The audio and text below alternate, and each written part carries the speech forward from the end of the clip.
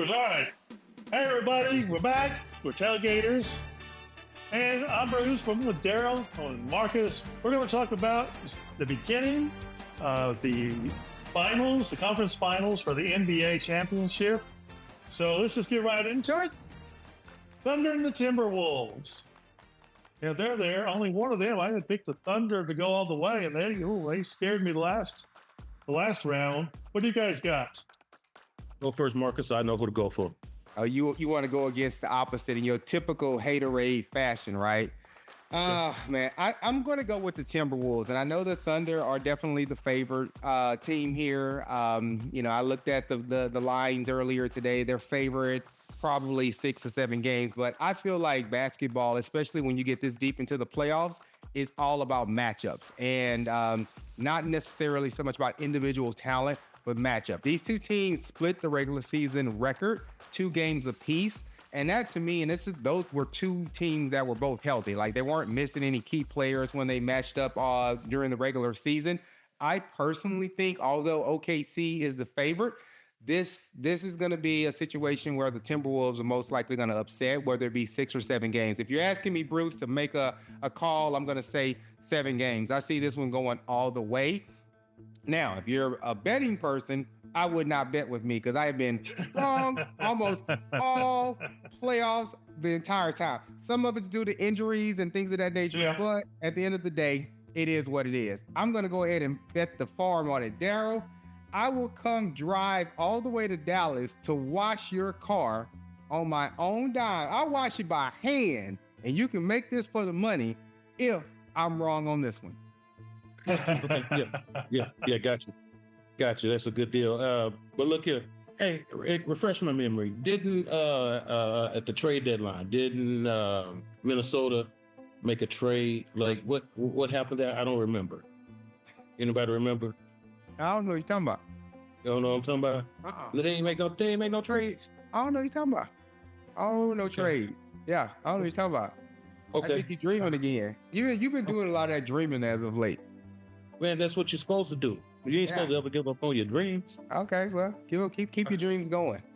Yeah. OKC, baby. Yeah, that's the dog. Nothing but the dog and me. Yeah. Yeah, man. Hey, they gonna get out there. They're gonna be scrappy, and those role players. We know we already know SGA gonna do his thing. We already know those 2 big centers gonna do their thing. But those role players, bro, they come out there and they always got a different trick up their sleeve, man. And whether it's knocking down threes or having a monster defensive game. So OKC. I mean, listen. How many games? 7 games. 7 games. Let's stretch it out. Let's make a soap opera of it. A TV series. I don't know, man. I don't know. The way when I think about the Timberwolves, their path, they just got to dominate the boards and limit the turnover. That has been a little bit of an issue, but the matchups like Caruso and Handle and having that defensive discipline on Edwards, that's going to be crucial. So they have a pathway to winning, but this whole playoffs this year has been all about just upsets. Like if you go back in time a month, no one would have thought that the teams that are in the Final Four would be in the Final Four. So as much as all the statistics and predictions are saying, hey, it's going to be the Thunder in 6 games, I think the Timberwolves are going to upset. And they're going to control the boards. They're going to win the turnover battle. They're going to establish the momentum, and they're going to make it to the finals. Boom. Wow. I said it. All right. Well, I'm going with the Thunder, but they're the only ones left that I picked to begin with. I found they got a record. I'm going Thunder 4 games to 2. Okay. Okay. Yeah. Then we get the other side, Pacers and the Knicks. Neither one of us picked it. None of us picked these 2 guys. No, like I say, our guys got knocked out way earlier. I'll just go ahead and go first. I'm going to go ahead and go with Knicks. I'm still going to stay with Jalen Brunson, and I'm going to go Knicks 4, Pacers 3. So I'm going to go all 7, but Knicks will pull it out. What do you guys think? Man, it's tough. It's tough for me because all season long in DraftKings, I used Halliburton and I used Brunson quite a bit. But I used Knicks players more than I did the Pacers because they had so many injuries and guys stepping up to take over. And that's where you make your money in DraftKings in those UPPs. So, but anyway, I think they have it together. I think they have a united squad who knows how to play.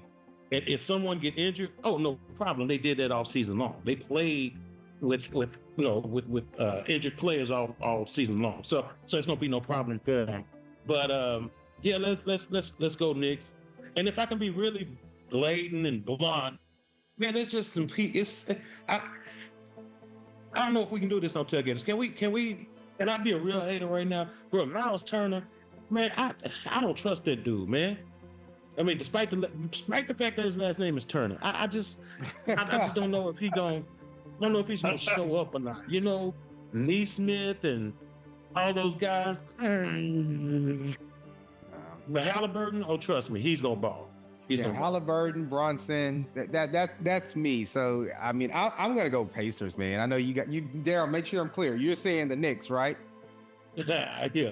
I'm going Pacers. Honestly, I feel like to your point, right? Halliburton, Brunson. I just think that's just a hell of a our core duo, and our duo. I think they are going to bring it. And honestly, let me tell you why I really, really feel like it's going to be the Pacers.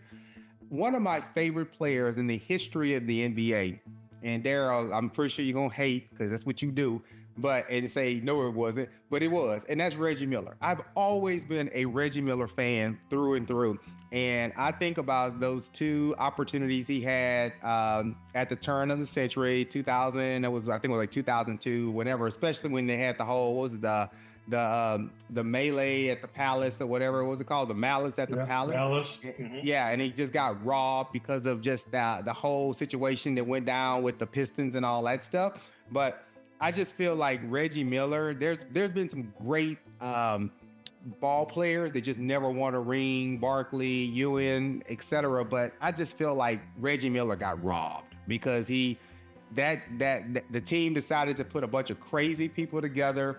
And it worked on paper for a while, but when it's just like when you play with dynamite, you can't be mad when it blows up. So I know I'm going a little off script with that one, but bringing it back home, I think it's going to be the Indiana Pacers in 7 games.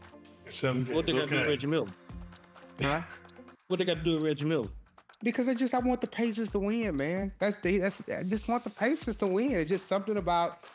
I can already foresee a situation when you're watching the playoffs and it's going to be game 7. The Pacers are going to win and they're going to have Reggie Miller there. And he's probably going to be in tears because he gets to see his beloved Pacers finally advance to the finals, which I'm not certain that they actually made it to the finals, but I think they did actually one year. But that's right, they did and lost to the Lakers. But yeah. I just think that the Pacers are going to take it all the way, which is probably a good segue into your next question, Bruce, or your next question for us both. Well, yeah, my next thing is just to say that we need to get a sponsorship from DraftKings. Don't anyone out there think he's sponsoring us, but I sure wish they would. Can you work on that, Daryl? Yeah, Daryl, you got all those capital connections, man. You need to make it happen, bro. Anyway, I don't know what you mean in basketball related question. Oh yeah, just like who's gonna go to the finals, whatever. Oh yeah, well we already know who's going to the finals. I mean, yeah. I pick Thunder. I said who's gonna win the finals. I'm sorry. Who's gonna win the finals? Jeez, I'm sticking with Thunder. Thunder's gonna win the finals, but I better get there. Yeah. What do you got, Marcus? Well, if I'm saying that I want the Pacers to win, I want the Pacers to win. So I'm gonna be the lone wolf, the maverick here. I'm gonna go Pacers. All right, and Daryl, who's winning the finals? Knicks. Okay. Wow. Okay. We'll readdress that. Grimy New Yorkers. Yeah, that's okay. Anyway, let me shift topics. Baseball. Before you shift to baseball, the one thing I want to talk about really quick before we transition to baseball is just some trivia around basketball. So, of the teams that are still active, even if you go back to like the last 14 active teams in the playoffs, only 3 of them had ever won a championship. And so like right now, again, looking at the final 4 that are in the playoffs, only the Knicks have ever won a championship. Wow, and you got to go all the way back to 1973. So that's the first thing. Yeah, totally. The second point is that, man, the young stars are taking over. Pretty much every standout star is in their 20s for the remaining teams. I mean, think about it. Like Anthony Edwards is 23 for Minnesota, right? You got Halliburton with the Pacers. He's in his early 20s. Donovan Mitchell with the Cavs. He's in his late 20s, but he's still part of the youth wave that we want to call it. And then you have Ware. He's a rookie, 21 in his playoff debut. So, I mean, it's just a changing of the guards right now, which is another great point. I think we can officially say that the LeBron and Steph era, that's over. This is like the second year in a row that neither one of them will be not only in the semis or the conference finals, but not in the finals as well. So I think it's fair to say that we are in a new wave or a new era of basketball. Another fun fact is that we've had a new champion every year. So since 2019, we've had 6 different champions in those 6 years. Yeah, so Toronto, the Lakers, the Bucks, the Warriors, the Nuggets, the Celtics, and most likely we'll have a new champion this year as well. So it's pretty unpredictable, right? I think those years of having those dynasties where you saw the repeats and the three-peats, I think, we saw that in the 80s, we saw that in the 90s, we saw it in the early 2000s. Obviously we had some dynasty effects or some dynasty-looking teams with the Golden State Warriors, but I think that's over with. And then just a fun fact to drop, the Thunder set a record with that 51-point margin blowout in round 1. That was the largest ever in a game 1 differential. The Cavs set a record for a 55-point win to close out a series. And lastly, the Knicks returned into the Eastern Conference Finals since the first time since 2000. So a lot of history will be made in these last weeks of the NBA playoffs. Well, that just gives an opening for the Mavericks. They got the number 1 choice, so maybe they'll start the Knicks dynasty. Yeah, we'll see. I'm still going with the Pacers, though. Well, that's quite a bit of trivia. I never knew all that. All right. It's a good piece of information. It is. It is cool. Yeah, that's good trivia. Yeah. Now, all you guys watching this, you can just share that while you're watching the game, and you'll sound like a genius. So, genius information here. Now, let me ask you a question about baseball real quick here, because they made some new rules. I want to see what you think about it. One has to do with the pitch clock. They're trying to speed up the game, which the game, it does get slow. It's hard to watch sometimes. Well, let me tell you the rules, in case you didn't know. You get 15 seconds. Pitcher gets 15 seconds if there's no runner on base, 18 seconds when there's a runner on base. Clock starts as soon as they get the ball from the catcher. The end of the clock, they have to start throwing the ball before that clock. Start throwing it. Don't have to release it. Start throwing it. The batter must be in the batter's spots ready to hit with 8 seconds remaining. If the pitcher violates the time, the batter gets the ball. If the batter violates the time, they get a strike. So, and then they only get to step off the mound twice. They can't keep stepping off the mound, taking things off. That's what should speed up the game. I was wondering if y'all had any thoughts about that. For me personally, I like it. Speed that game up. Take it too long. Yeah, I think it definitely speeds the game up. We're watching games now that's an hour and a half. It's about the average. I'm sorry, no, 2.5 hours is an average, where we used to see games that were going on 3 and 4 hours and that kind of thing. But it's interesting because the speculation at the beginning of all this was it's going to give the batter the advantage, where the pitcher would get tired, because he's having to go so fast. Well, no, it's not necessarily true, because now we're seeing violations on the batter for not getting in the box soon enough. In the box in time, yeah. Right. So yeah, I mean, it's interesting. I like the pace. I mean, I've really had to get used to, seeing it go so fast. Because I remember the day when pitchers would get the ball, walk around a little bit, look down at their shoe. Look at dust some dirt off my shoe. Yeah, get the bag, get the dirt out of the shoes, get some big, what is it called? Big League Chew bubble gum, spit it out. It's like, man. Get you another piece. I mean, it was a mess, and they would just take their sweet little time. But now, we got to play. You got to play now. So I really like that. Now, is it true that you can only throw over the first once in an at-bat? I mean, how does that work? So I still haven't figured that part out. Yeah, they do have a change. where you and I didn't see that one, but I mean, I don't understand the whole thing with it, but it has something to do with you can't fake it like you can't fake the first, but you know how you can fake the second, fake the third. Let's see if I can find that real quick. I did see that. I did see that happen where they faked the first, and that was considered a violation. But Let's see. yeah, Let's see the pick disengage because anytime the pitcher makes a pickoff attempt, makes a pickoff, or simply steps off the rubber for any reason, as well as when the defense requests time, pitchers allow two disengagements. Is that what that's? So two disengagements per plate appearance without penalties. So he can step off and still throw the first. You know what I'm saying? Like step off one pitch, and then a couple pitches later, still throw the first. Yeah, Is that just twice. Just twice. Okay. So I guess that'll speed it up too, because sometimes you see it, you know, where they'll throw it the first numerous times in a row. Yeah, 34 times. Go for 5. Why not? Keep that runner close to first. Yeah, keep it close. I don't know. close We for talked, that. and I don't know. We talked about this, right? There is the rule with the whole blocking the base, right? So Yes, yes. Major League Baseball. Did we talk about this in previous episode? I don't recall. No. Yeah, but they Blocking updated the base where rules you can't to block it. discourage the fielders from blocking the base path during plays, right? So Right. if a fielder is illegally blocked without possession, the runner is now awarded the base. So that's another change that we'll see in baseball. Advances to the next phase too. Yeah, totally.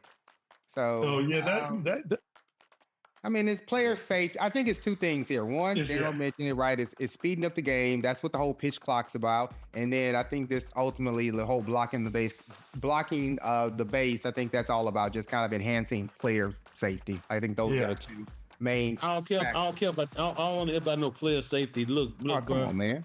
No, not in this situation. Because look, they've been running over each other for years at the plate.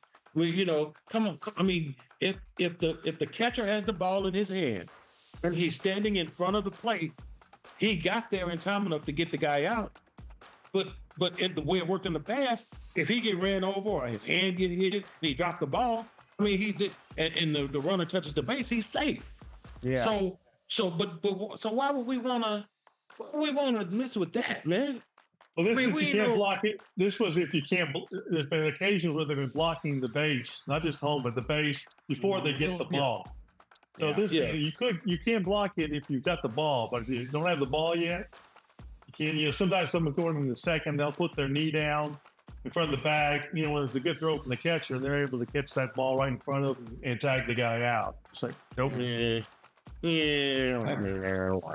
Look, man, they want to make a rule about not sliding into each other. Okay, that's one thing. You know, you can't slide into the person that's on base and you know, and kick them or whatnot.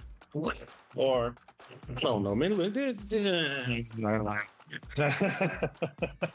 You worded that well. And then one more change to talk about the shift. You know how they've been shifting? They'll all go on one side of the bag or the other, the infield. Now they got a rule where the infielders have to be in the infield, and you have to have two players on both sides of second. They all shift. Now that's before the pitcher. Now, once the pitcher releases the ball, y'all can shift if you want to. Right. But I don't know. You know, the shift looks silly, but you know, if the batter can't hit it the other direction, too bad. What do y'all think about making it so they can't have a shift before the pitch? No, that. Oh, I'm sorry, Marcus. Go ahead. No, go ahead, man. Baseball. Well, you know, those type of changes. I mean, it's really playing. It's really changing the way that they play the game. You know what I mean? Like it's not. I don't think it doesn't freaking matter. Is what I'm saying. You know what you're doing? You're putting these rules in here to take away somebody's strategy who figured out. Okay, we got the advantage because we play like this. Okay, we have a good shift defense. Okay, well, no, you can't have a good shift defense because nah, bro. Let the people create the strategy that they want to create so they can play the freaking game the way they want to play it. That's just my thing. You know, I got some animosity about that, bro, because man, baseball is baseball, bro. Come on. Yeah. I mean, it's. I agree. I mean, the game is I agree with perfect that. the way it is. It's I perfect agree the with way it that. is. If you can have a shift and then the pitcher pitches, like we all shifted towards the first base, and then the have your pitcher throw it outside. That guy's going to hit it that direction. Particularly, if you have the tendency, do it. I mean, I see it's an advantage. Do you have any opinions, Marcus? No, I think you guys pretty much hit the nail on the head with that. I think those are pretty good points. Okay. Well, the only one I really like is, at least the pitching. Speed the game up. The other thing, I agree. Don't change the strategy. All right, you guys, we're finished. Like and share. Also, leave some comments. What do you think about the baseball changes? Who do you think's going to win these conference championships? Who's going to win it all? We'll probably get back to you to discuss why we're right. Anyway, see y'all later.